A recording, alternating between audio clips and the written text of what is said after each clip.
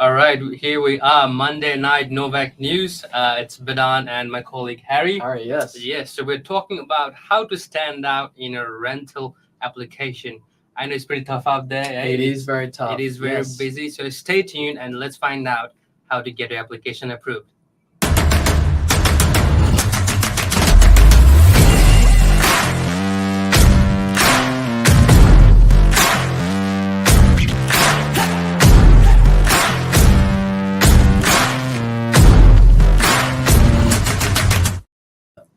All right, here we are. How are you doing, Harry? I'm well. I'm well. Go. First time. First Excited time, for it. Excited. No, this is always fun. That's it. How's the yeah. Monday been? Busy for you?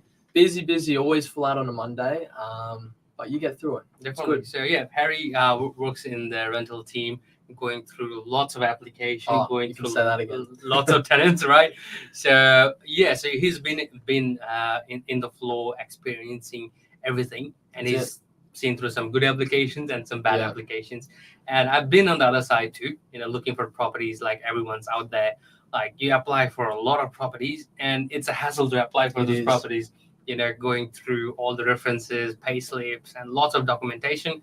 And at the end of the day, it's very sad to see that, unfortunately, your Yeah. application didn't go through, right? So, and at the end of the day, like, it's just you are the messenger. Yeah. But if I'm looking for a property, I always blame the agent. Yeah, it's difficult because as an agent, you're always acting as the third party, really, between the prospective tenant and the landlord, and as you said, getting the reference checks. I would say the three biggest things that would increase your chances with applications is number one, your previous rental history. So providing the contact details of your previous property manager, so we can give them a call and say, hey, look, we just want to ask you a few questions of how you were during your tenancy. So rental history is a really big one that the landlords love. I would go with financials, whether or not you can afford the property itself. Of course. Is another really big one. And the third one, employment. Obviously, landlords love to hear that security, whether or not you're employed, or if you've got any source of income coming in, really. Doesn't matter if that's passive or if that's just your normal wage from your job. But those are the three biggest factors. Definitely. Excuse me.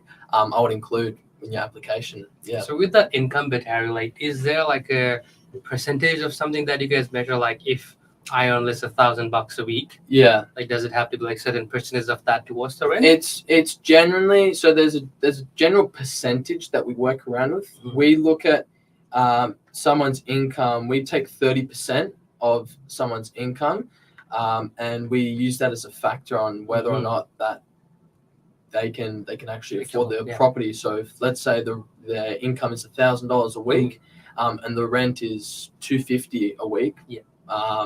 That because 30% of that, Makes sense. they'd be able to afford it. Definitely, yeah. I think with also the market, like, I think everyone knows it's been going for a few years now. There's not a lot of stock out there. Yeah. And you probably can see a lot of numbers 100%. in open home as well. Yeah. And it gets very tricky. And there's one property, there might be 10 different people walking through. Yeah. And it's interesting because I've been working in PM for about 6.5, pushing 7 months now, and it's crazy because when I first started working alongside with Thomas, we were just full out, just leasing properties back to back, and now I think we're really going through a stabilization period, really.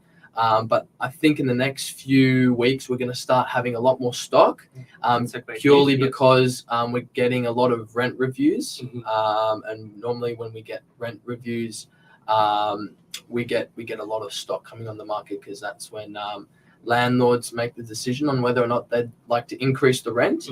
Normally when we have a lot of rent increases, there's a lot of properties that get vacated. So that's when we start seeing a bit more stock coming on the market. I did see the article as well. I think it was published 2 days ago. Now, the rental market, it's done its peak. Now it's on a plateau stage. It's plateaued, yes. It's plateaued, so people might not be getting the same amount of rent that they're getting. Like, you might be like, oh, who is going to pay that much amount of rent for that property? So that article was there saying now it's finally something's looking good. It's been going on since COVID, which is 2020, which is 4 years ago. Seems like yesterday, but It's been going on for a while that the rental market has been very tough, but now we can see it's plateaued a little. It has done, all the growth it has done, and even now, but people are still looking. They are. Like There's still a lot of it's still out prospective there, right? tenants. One in particular, Mhm. 29 Plateau Road. We have an inspection for that one, an open inspection on Wednesday at 11:40 to 12 for those of you that are watching that might be interested. Yeah, we've already got about 4 applications, 4 or 5 actually already, for a beautiful home that hasn't even had its first open inspection. So you can really already start to see the numbers. Exactly. Yeah. So there are 4 applications. So like as a tenant, of course, if I'm applying for a property, I've gone through all the hard work and applying for it. I would love to be in that space. Yes. 100%. So out of those 4, how do I stand out? So as Harry mentioned, the 3 factors: employment references, financials, and rental history. I think rental history goes a long time. It does. It basically shows how you've been as a tenant. Yeah. And looking at the history, oh, cool, they paid rent on time, they maintain the No property arrears. very well. No arrears is also a really That's big big thing. time. If you're a really good rent payer, you pay your rent on time. That's one of those top factors that landlords Why do love to see. do all these background checks, Harry? It really just gives you a better understanding of how the person is as a tenant and how the person is, as a person. You know what I mean? It's just to see whether or not they're a good fit for the property, if they can afford it, if they're just an overall good tenant. Really, yeah. That's great. I also heard the other day, like if you dress well, present well at the open home, the agent remembers you. Oh, 100%. 100%. Is that true? 100%. Okay, that's great. First impressions are everything, really. There we go. Yeah. If you're well presented, you're well mannered. A lot of people that come to our opens, they kind of they're a bit uneasy, they're a bit scratchy, they're a bit kind of not too sure, but the people that are calm and that are very they're very open, polite and everything, you generally last longer in the memory. So and then you come back to the office, you do your callbacks, you go, Mr. and Mrs. XYZ. I remember them. They're very lovely people.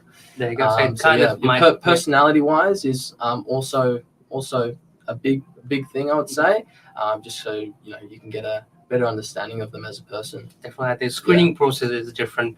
So at the end of the day, it's the landlords, the owners who decide who they want to go ahead with, who they feel comfortable with, I believe. And as the PM, you kind of, I would say, you help them make that decision. You consolidate with them who you believe would be the best application, the best fit for their property, which I believe it's a huge responsibility, because you're deciding the people that are going to be living in the property for the next 12 months or however long the duration of the lease agreement is, really. So So basically, I think everything has to be up to date when you're applying for a property.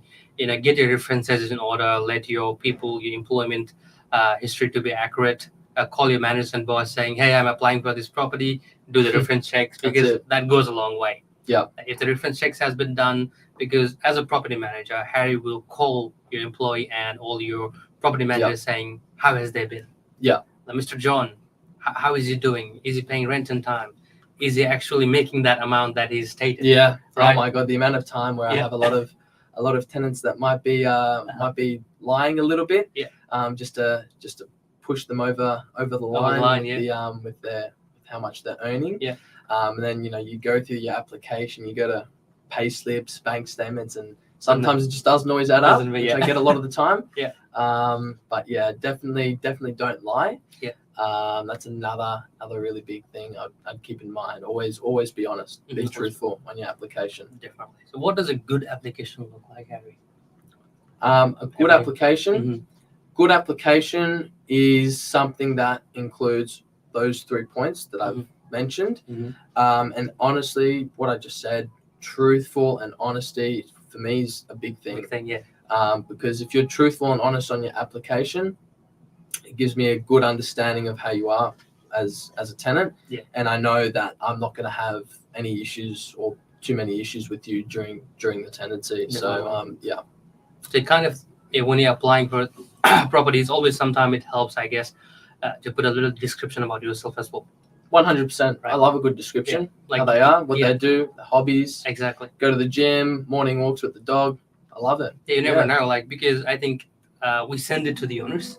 Yes, we And do. when the owners say, "Oh, this guy has the same Yeah. hobby as me," you might have a better preference. You never know, That's it. because you gotta outdo the competition. That's it. You get 4 applicants for one property, Yeah. and if all 4 will offer the same rent, they have the same income. Like even for the owners, like they gotta choose someone. That's it. Yeah. Right. So 100%. do the best you can. Like go that extra mile, and you will be able to secure the property. Couldn't agree more with you with that. Right. So like I've been on the other end too. So Yeah. I've been through a few ups and downs, and being in the industry myself, even I might be like slacking a little. Yeah.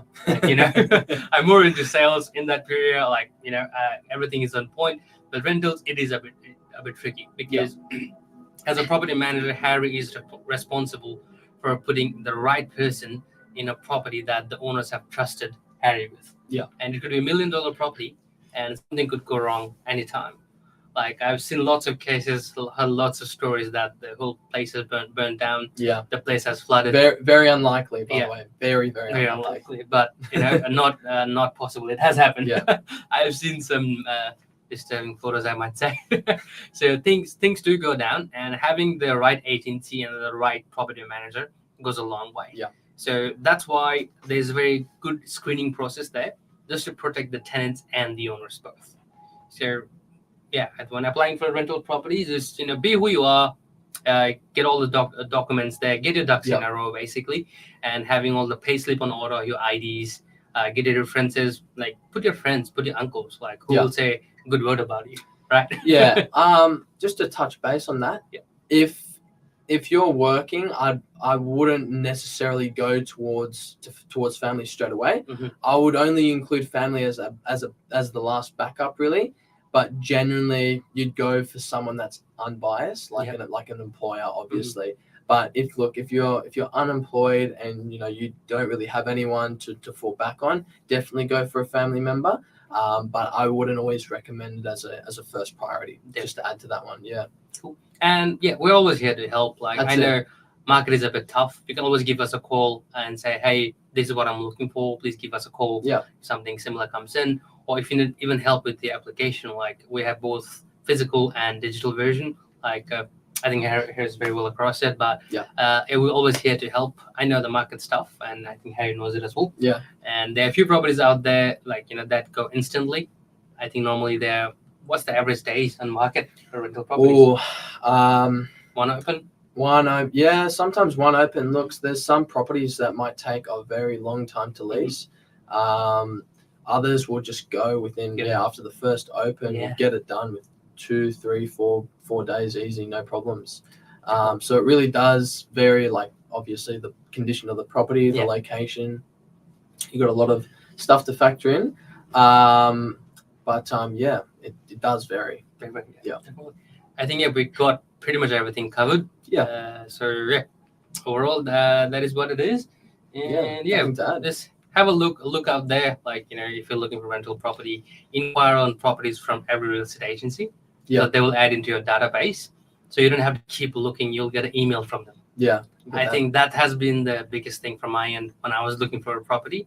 I inquired on multiple properties from different agencies, and I also get email. Oh, okay, this might be suitable for you. Yeah. So there are lots of things to do, and we can also always help you to see what you can look for rental property.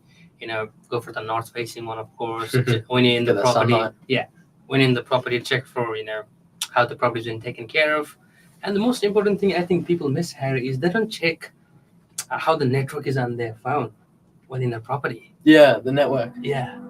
That's always a very tricky thing, because once you sign the lease, and because it happened to me, I signed the lease, there was nothing out there. Then when I'm in the property, and every time I call, I used to break out. So I had to switch 3 different providers, then finally ended up with Telstra. A lot of people, and this actually just happened. I actually moved places last week. They actually take the NBN box with them, which is a very, very frustrating as a property manager, just because the NBN box doesn't actually belong to the tenant. It actually belongs to NBN, and it can only work with that property.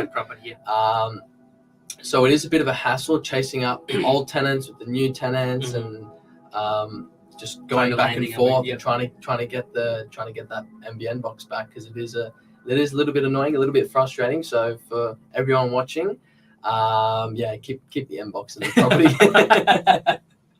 All right, that is from us. Signing out, Bidan and Beautiful, Harry. And Harry, have a good night, and we'll Thank you, see you guys. next Monday. See ya. Cheers. Good Bye. night.